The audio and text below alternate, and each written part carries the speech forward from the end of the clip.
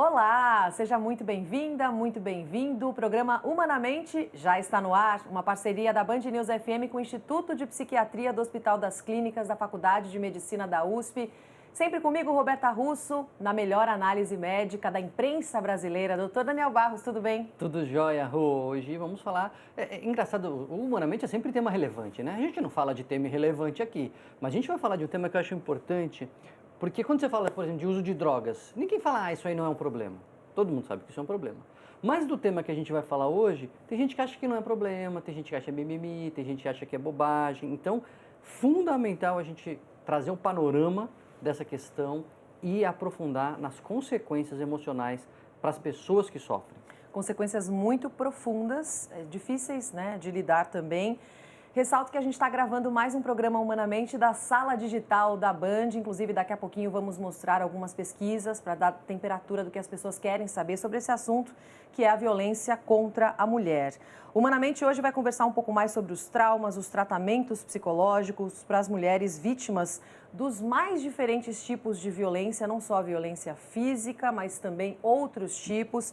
Nós recebemos para essa conversa o Dr. Lucas Naufal, ele que é psiquiatra, coordenador do PROVID, Programa de Assistência Multiprofissional à Violência Doméstica, do Instituto de Psiquiatria do Hospital das Clínicas da Faculdade de Medicina da USP. Lucas, bem-vindo, obrigada pela sua participação aqui com a gente.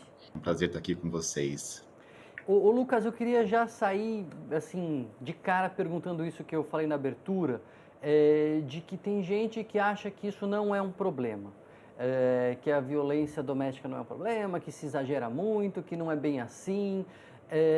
Eu lembro de uma campanha, Rô, quando eu era moleque, eu acho que não era nem adolescente ainda, e teve uma campanha na TV, isso anos 80, começo dos anos 90, sei lá, que dizia assim, você já ouviu falar que em briga de marido e mulher ninguém mete a colher, mas não é verdade, a gente precisa discutir violência contra a mulher. Cara, isso faz 30 anos e a gente ainda tem gente que acha que não é um problema. Como que é o Lucas, o panorama desse problema, que é de fato uma questão de saúde pública, que traz impacto para as pessoas? Qual é o tamanho do BO que a gente está lidando aqui? A violência doméstica é um problema milenar, né?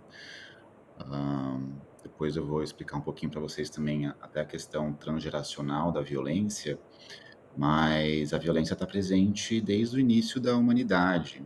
E se a gente for ver dados atuais sobre a violência, primeiro dados mais mundiais, então 1/3 das mulheres em todo o mundo já sofreram algum tipo de violência, seja uma violência doméstica ou violência sexual, inclusive.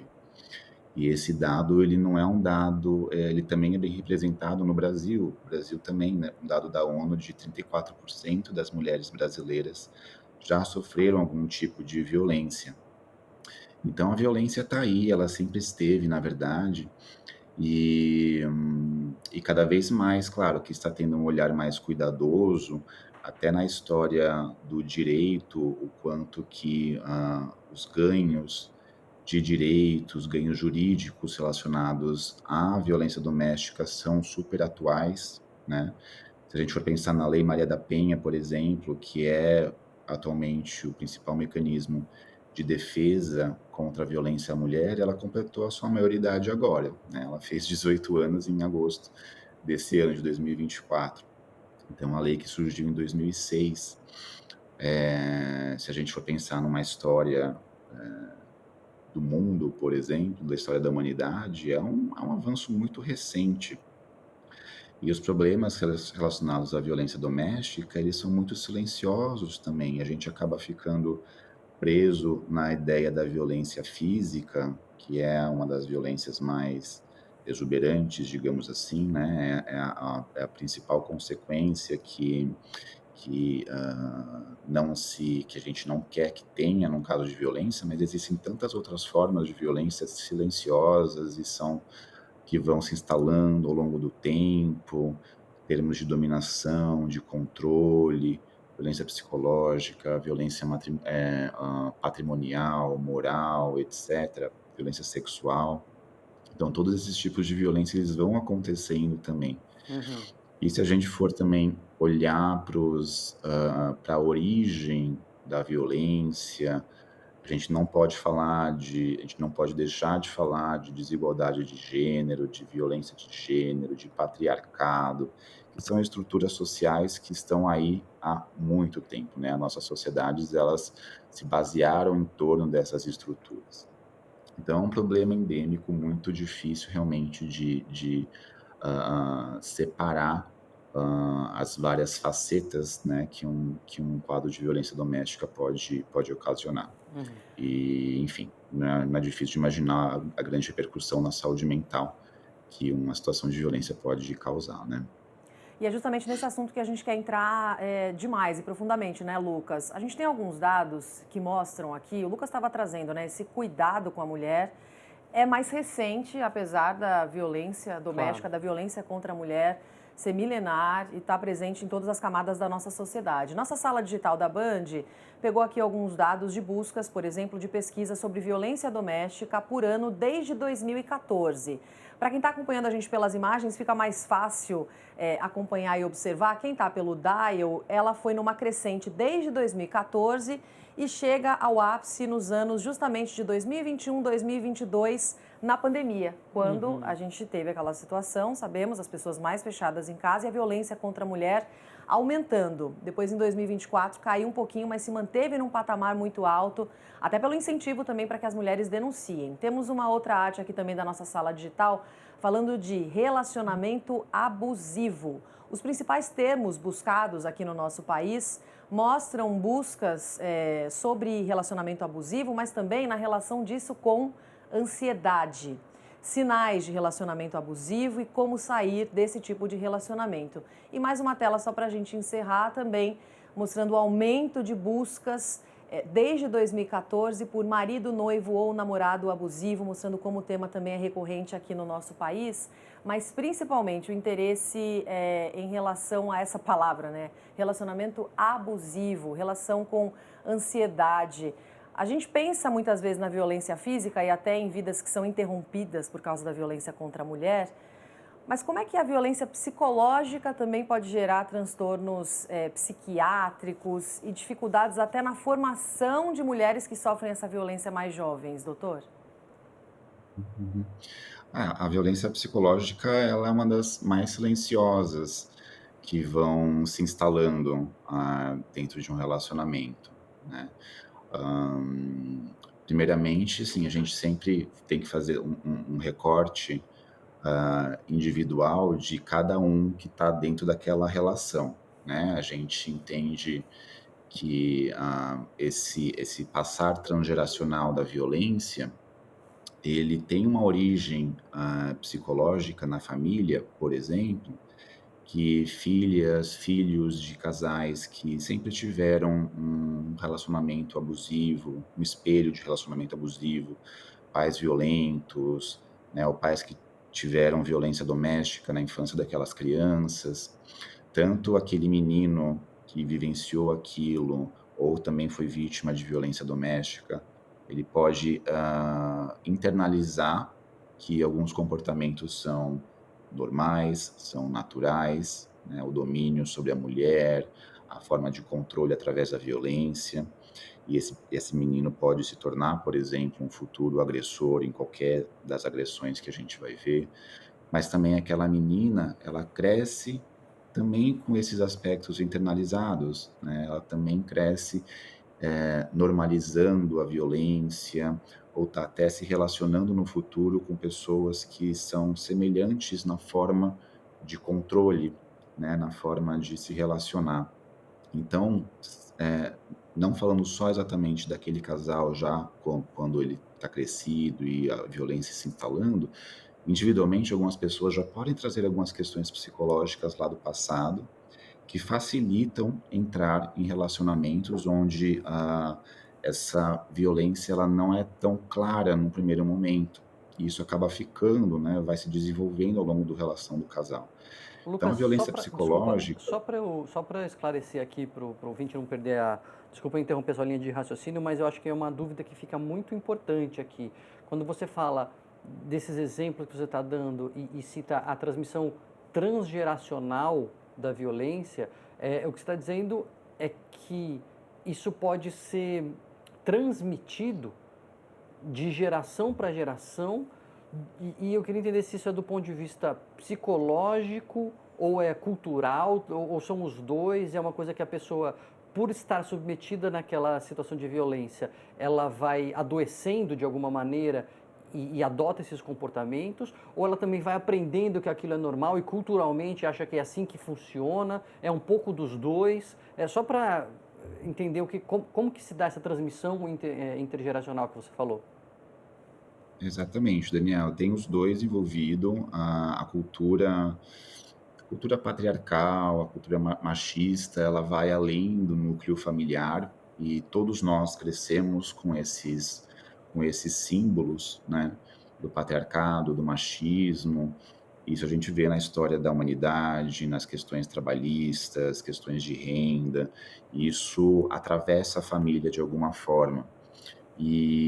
Mas individualmente, toda criança que sofre maus tratos ou está exposta à violência, isso acaba modificando esses scripts mentais que a gente fala, né, essas cognições relacionadas a relacionamentos, afetividade, e diversas outras coisas. Isso vai moldando de alguma forma aquele psiquismo, né? A pessoa ela acaba mesmo assim, ela pode não estar num lar violento e ter questões culturais, sociais envolvidas. Agora, se ela está num lar violento, se soma a essas questões culturais, né?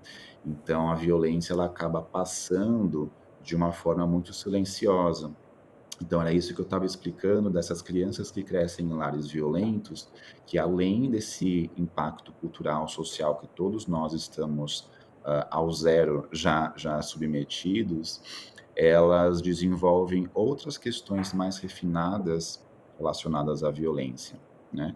Então, são pessoas que no futuro elas têm sim mais predisposição, seja a serem perpetradores da violência, no caso dos homens e até das mulheres. A gente não pode esquecer também que, por exemplo, os autores da violência em crianças de 0 a 9 anos, metade são homens, metade são mulheres, né?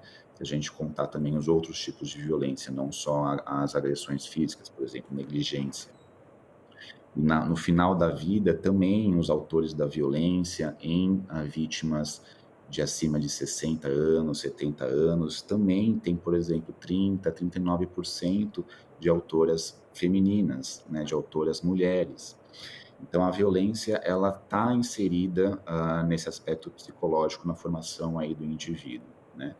Então, falando da psicológica, que foi a pergunta inicial, a violência psicológica é aquela violência que diminui, que causa dano emocional, né, que causa prejuízo no desenvolvimento.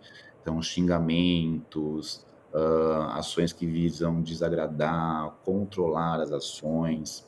Um dos termos mais bem atuais que está sendo falado hoje em dia é o famoso gaslighting, né? Então, gaslighting, nessa tradução mais literal, é como se fosse uma cortina de fumaça, né? Então, o agressor, ele manipula o discurso da vítima, fala que está louca, fala que não é isso que aconteceu, e a vítima acaba até questionando a própria realidade daqueles fatos, né?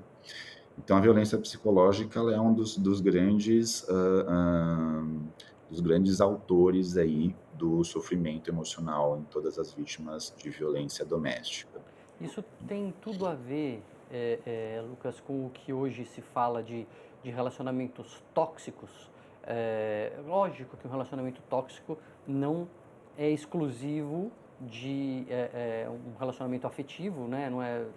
Não é exclusivo de homem e mulher, enfim, você pode ter um relacionamento tóxico no seu trabalho, com os filhos, mas eu queria entender um pouco o que é essa toxicidade que existe nos relacionamentos e a diferença de um relacionamento abusivo necessariamente. Talvez nem todo relacionamento tóxico seja abusivo. Tem diferença? Dá para você esclarecer para os ouvintes um pouco melhor essas questões? O relacionamento tóxico, vamos pensar o tóxico como se fosse uma substância também, né? Se a gente vai entrando em contato com uma substância aos poucos, ou alguma coisa inalante, por exemplo, quando a gente está fazendo alguma reforma de casa e tudo, O tóxico ele vai aos poucos nos contaminando, né? Ele vai de alguma forma modificando o nosso jeito de encarar as coisas, trazendo um pouco para o lado do relacionamento. Então, atitudes que visam o controle. Ah, você não pode sair com essa roupa, esse batom não está certo, você tem muitos amigos, começa a restringir a pessoa aos poucos, né, nas condutas. Então, essa toxicidade ela vai acontecendo ao longo do tempo através de atitudes que às vezes elas são mascaradas, né? São atitudes que podem, por exemplo, ter uma imagem de amor e de cuidado, mas na verdade você está isolando aquela pessoa, você está modificando o jeito natural de ela ser, né? Então a Uhum. pessoa mais expansiva começa a se isolar, começa a perder amigos, começa a não frequentar a família, começa a não rir mais, né? Ela começa a ser limitada de algumas formas ao longo do tempo. Agora, um relacionamento abusivo, claro que isso, enfim, tem atravessamento, né, no relacionamento tóxico, mas o abusivo, digamos, ele é mais exuberante, assim. Existem essas formas de agressão que elas acabam tendo um corpo maior, né? Então, às vezes, um momento, um rompante, uma coisa mais disruptiva, aí a gente caracteriza um relacionamento abusivo. Agora, essa toxicidade, ela não necessariamente ela pode evoluir para uma agressão, ela pode evoluir para algumas coisas, porque ela está, às vezes, presente na estrutura psicológica de cada um, Uhum. né? E é claro que, enfim, quando essas toxicidades elas vão se identificando, aí vai muito da disponibilidade do casal, daquela pessoa, buscar algum tipo de ajuda, uma terapia, um negócio que, enfim, faça ela modificar esse jeito de ela se relacionar com os outros, né? Provavelmente ela pode ser tóxica com outras pessoas aí também, Sim. né? Eu vejo um pouco dessa forma. E é tão importante a gente falar sobre isso, né? Porque é muito comum e tem um poder destrutivo dentro do desenvolvimento psicológico da mulher.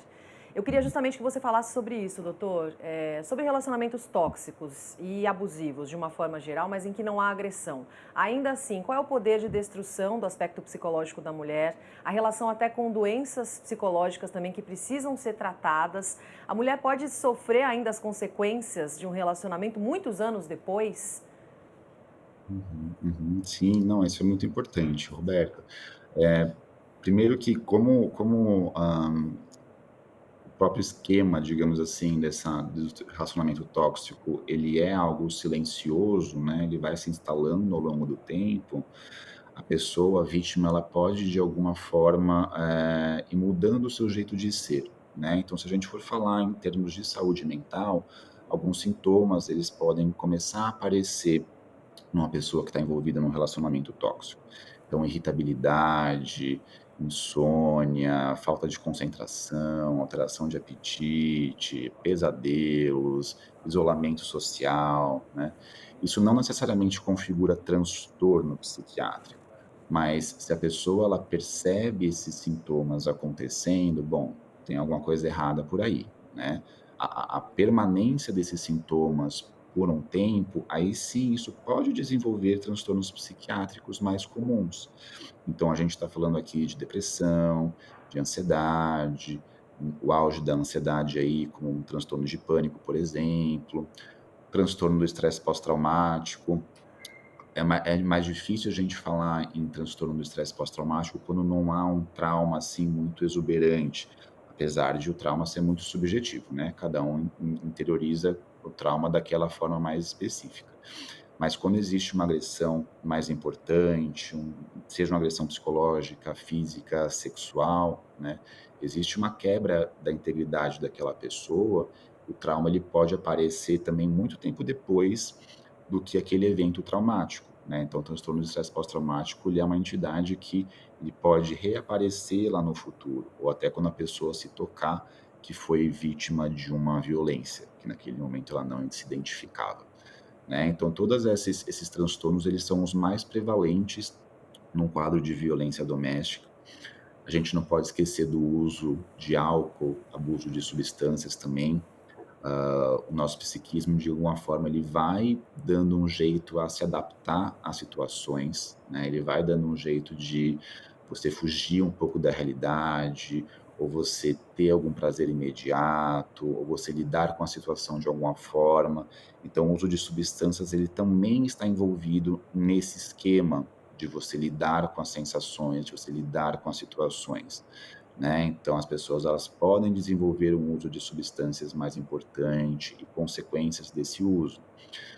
Vale o lembrete aqui, a observação que em muitos casos de violência doméstica, o álcool está envolvido, né? O autor da violência está embriagado, está bêbado.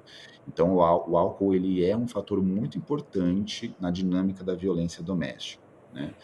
Então, se a gente for pensar nesses sintomas mais iniciais de um relacionamento abusivo, que se a gente não tomar conta, isso pode evoluir para um transtorno psiquiátrico, aí a coisa ela toma um formato um pouquinho mais complexo, né? A gente entende que a instalação de um transtorno psiquiátrico, ele pode ser tanto uma ferramenta de manutenção daquele ciclo de violência, né? Vamos pensar uma pessoa deprimida, por exemplo. É uma pessoa deprimida que às vezes não tem motivação, energia, um humor estável para conseguir lidar com as sensações, uma autoestima já prejudicada. Ela pode ser tanto um alvo fácil, digamos assim, né, de manipulação, de perpetração daquele ciclo de violência, como também ela não vai ter forças para conseguir sair daquele ciclo, não vai conseguir pedir ajuda, já está num estado mais isolado, já perdeu uns amigos, né, já está mais isolado da família.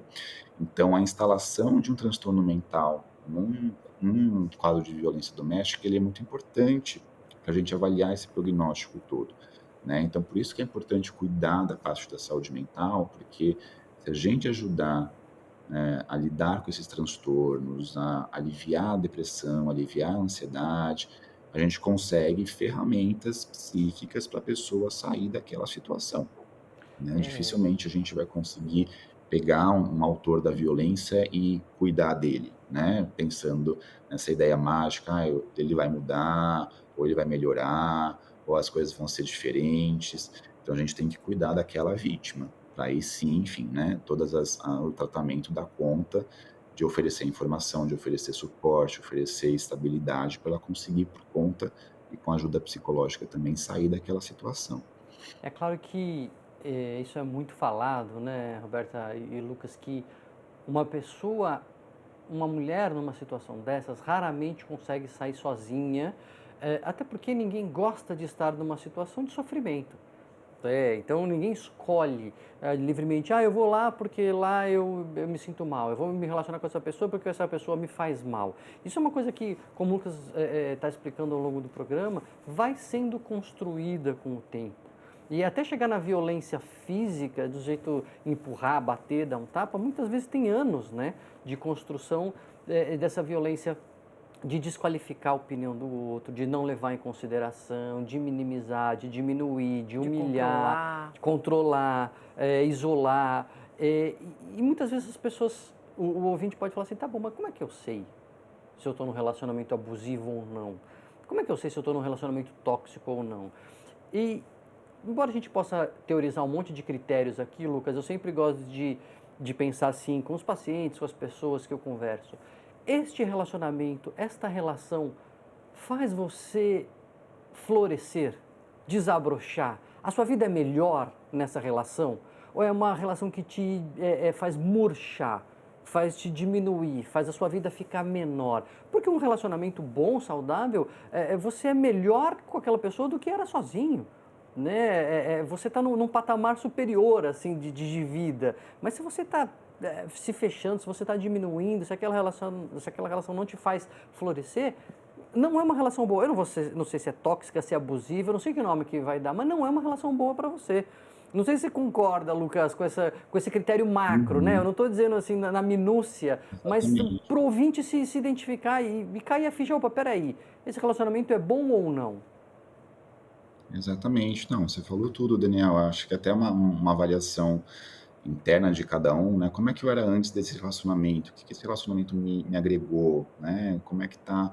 meu vínculo social com as pessoas, como é que anda meu humor, eu estou tendo medo, estou ficando mais ansiosa, mais irritada. Então, acho que tudo isso são sinais que não necessariamente a gente precisa, né, taxar em depressão, ansiedade, coisa do tipo. Mas o que na relação está te causando esse incômodo, assim, né? E por isso que é importante também essa avaliação, e às vezes a gente não consegue resposta sozinha, e daí, por exemplo, a psicologia vai nos dar esse caminho também, né? Se existe um incômodo, se existe um desconforto, uma alteração de estado psíquico depois de um relacionamento, eu não consigo exatamente identificar o que é, bom, vamos buscar ajuda, né? Vamos ver se uma pessoa externa, imparcial na relação, consegue identificar, consegue trabalhar essas coisas todas, e aí sim você vai desenvolvendo mais uma elaboração desse estado que você está passando, né? Uhum. Mas acho que essa sua mensagem ela é perfeita, como uma avaliação interna diz muito mais do que necessariamente a gente diagnosticar coisas, né? Com certeza, e tentar dar nomes, muitas vezes, para situações que acontecem tanto, que são tão banalizadas e ainda assim as mulheres não conseguem reconhecer, né, Lucas? Agora, como é o tratamento Exatamente. para mulheres que sofreram dos mais variados tipos de violência? Aí tratando de Uhum. violência física ou a violência psicológica, como pode ser esse tratamento? Ó, primeiro que acho que uma coisa importante de ressaltar, a violência doméstica ela não é um diagnóstico, né? Então a gente não vai ter um tratamento específico, e igual para todas as vítimas de violência doméstica. A violência ela é uma expressão aí social, uma expressão de controle, de dominação, e vai pegar naquele indivíduo de uma forma muito peculiar e muito individualizada. Então, de uma forma geral, o acompanhamento psicológico, ele é fundamental, primeiro para, enfim, fazendo link com tudo que a gente conversou aqui, ele vai ajudar a pessoa a identificar essas questões abusivas ou tóxicas e vai lidar com esse jeito de a pessoa encarar o relacionamento ou essa autonomia em ela conseguir, enfim, sair de um relacionamento, conseguir limitar as suas, né, o impacto que isso tudo dá. Então, o acompanhamento psicológico ele é fundamental e individualmente dentro daquele acompanhamento psicológico, claro que vai muito da história, da dinâmica de cada paciente, de como que aquela terapia vai sendo conduzida, né? A gente vê, por exemplo, um recorte mais específico das pessoas com transtorno do estresse pós-traumático. Então, no auge, por exemplo, de uma violência física ou de uma violência sexual, que também é tão disruptiva quanto, né, às vezes até mais, uma linha de tratamento mais da comportamental, de você lidar com os seus gatilhos, com essa rememoração do trauma, com as situações que despertam situações semelhantes, ela pode ser até mais indicada em alguns casos, mas de uma forma geral, terapias de uma forma geral são amplamente indicadas. E claro, quando existe já um transtorno psiquiátrico ou sintomas muito exuberantes, aí o psiquiatra entra nessa função também de dar conforto a esses sintomas, né, de cuidar desse transtorno que está se instalando ou já está instalado. Então, às vezes, o uso de medicação pode ser necessário para lidar com os transtornos psiquiátricos. Então, lidar com uma depressão, lidar com uma ansiedade, um transtorno de estresse pós-traumático, o que seja, né. Então isso a gente está falando dessa parte de saúde mental especificamente. Mas às vezes, numa situação de violência doméstica, ainda mais quando envolve filhos, quando envolve uma renda muito prejudicada daquela mulher, né, ou seja, ela está dependente do marido, ela está dependente do agressor para né, para ter a subsistência, para conseguir pagar a escola dos filhos, para conseguir, enfim, qualquer coisa. Aí entra um papel muito importante também do serviço social, para ajudar aquela pessoa a, desenvolver recursos sociais também, como trabalho, renda, né, outras formas de cuidado daquelas crianças também. Isso também gera um alívio psíquico, né. Então a gente não está falando só de um cuidado psicológico psiquiátrico, existe toda uma outra rede que também pode auxiliar no cuidado daquela mulher, né. É, Então como é um problema muito complexo. E é complexo, claro, complexo para a gente reduzir num programa de meia hora, Lucas, mas eu acho que se a gente juntar o que você está falando, tudo, né, que a gente está discutindo ao longo do programa, o cuidado psicológico e eventualmente psiquiátrico é fundamental, né, em qualquer situação de violência, seja uma violência já explícita, seja aquela violência mesmo inicial. E um dos caminhos de saída, ninguém consegue sair sozinho, né? É difícil sair sozinho, é pedir ajuda. E eu sempre falo, né, Rô, pedir ajuda para quem? Pedir ajuda para qualquer um. Pode ser para um psicólogo, pode ser para um psiquiatra, mas pode ser para o seu vizinho, pode ser para o seu pastor, pode ser para o seu pai de santo, pode ser para o síndico do prédio. Alguém que te ajude a identificar e às vezes puxar um fio.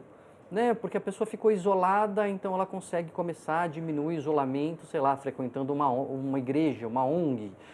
A pessoa está sem renda, ela consegue começar a trabalhar. E isso, muitas vezes, também não vai ser uma solução mágica, né, Lucas? É uma solução que é construída. Mas pelo menos tira da situação, tira da violência. A situação começa a mudar, né? Essa situação. Mas como o Lucas falou, é super complexo para a gente reduzir em meia hora, mas eu acho que deu um bom panorama do que a gente está falando, do tamanho do problema e também já apontando caminhos de saída, né, Rô? Nossa, conversa tão importante. O Lucas vai ter que voltar para a gente conversar mais. Te agradecemos muito a presença aqui no Humanamente. Lucas Naufal, psiquiatra, coordenador do PROVID, Programa de Assistência Multiprofissional à Violência Doméstica do Instituto de Psiquiatria do Hospital das Clínicas da USP. Lucas, obrigada por esse papo aqui com a gente hoje. Até uma próxima. Obrigado a vocês, gente. Foi um prazer. Valeu, Lucas. Obrigado. Dr. Daniel Barros, mais um programa Humanamente que fica disponível não só no dial da rádio, mas também no site da Band News FM, na versão podcast e pelas imagens do YouTube. Convido todos os ouvintes a acompanharem o programa que foi gravado na nossa sala digital da Band. Doutor, obrigada. Até semana que vem. Até semana que vem. Semana que vem tem mais.